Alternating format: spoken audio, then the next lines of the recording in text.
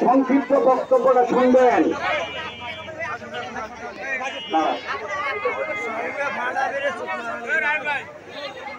এই ছাত্র জনতার আন্দোলনে যারা শহীদ হয়েছে আমি তাদের সর্বপ্রথম রোহের মাগফিরাত কামনা করছি।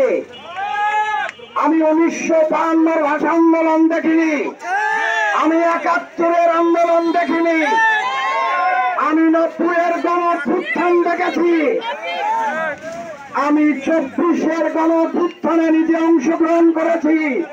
ছাত্র জনতা সহকারে স্বৈরাচার ফ্যাসিস্ট হাসিনা মনে করেছিল ছাত্র জনতার আন্দোলন পুলিশ বাহিনী প্রশাসন দিয়ে ঠেকিয়ে দিবে।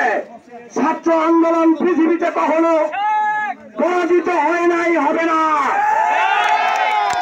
আমরা কোটি কয়েক তাজা প্রাণের বিনিময়ে, রক্তের বিনিময়ে এই স্বাধীন বাংলা আবার নতুন করে স্বাধীন করেছি।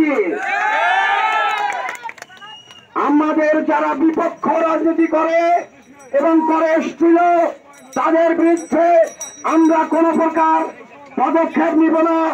সহানুভূতি সহমর্মিতার সহিত তাদের সঙ্গে আচার আচরণ করব, কারণ আমাদের যে দাবি ছিল সে দাবি আমরা পেয়েছি। অতএব কারো বিরুদ্ধে অ্যাকশন নেওয়ার কোনো দরকার নাই। এই উদাত্ত আহ্বান জানিয়ে আমি আমার সংক্ষিপ্ত বক্তব্য শেষ করছি। এবারে আপনাদের সামনে বক্তব্য রাখবেন